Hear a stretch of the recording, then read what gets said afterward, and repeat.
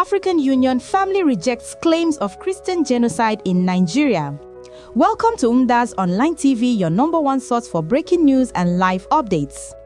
In a strong rebuttal to recent Western allegations, African Union Commission Chairman Mahmoud Ali Yusuf has categorically denied claims of Christian genocide in northern Nigeria, urging international actors to avoid oversimplifying the country's complex security crisis. The first victims of Boko Haram are Muslims, not Christians. The first victims, and I'm saying it with documented references.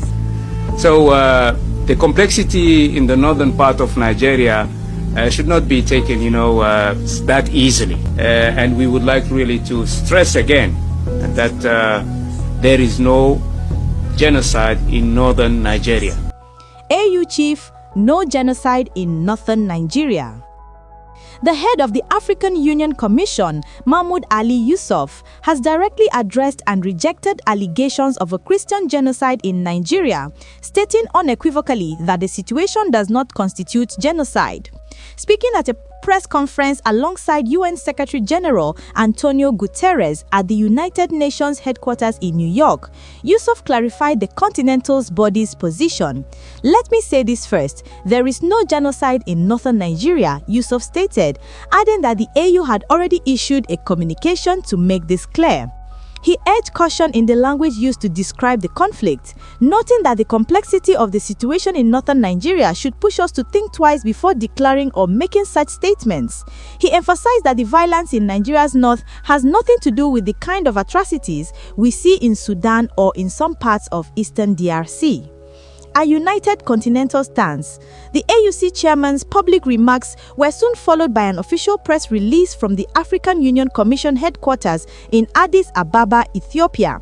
This statement, widely reported across the continent, reaffirmed the AU's unwavering commitment to the principles of sovereignty, non-interference, religious freedom, and the rule of law.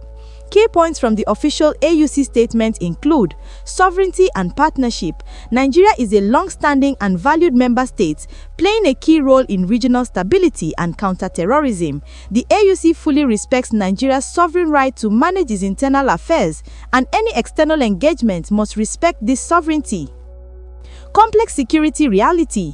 The AUC acknowledged that Nigeria faces complex security challenges affecting citizens of all faiths, including violent extremist groups, banditry, and communal violence. It rejected any narrative that weaponizes religion or oversimplifies these challenges.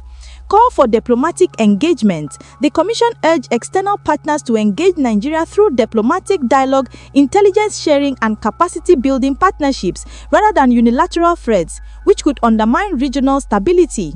Context: a response to U.S. threats. The AU's firm and swift response was triggered by recent statements from the United States.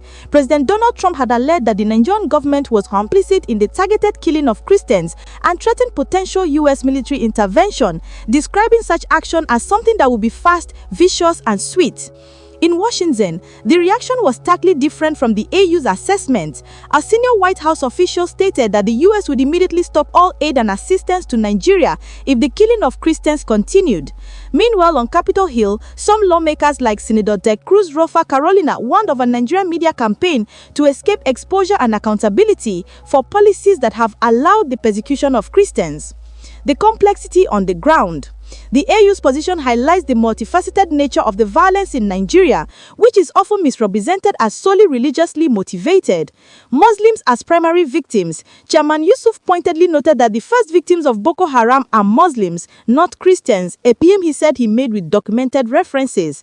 The Boko Haram insurgency, active since 2009, has killed over 40,000 people and displaced over 2 million, according to UN figures, with Muslims suffering significant casualties.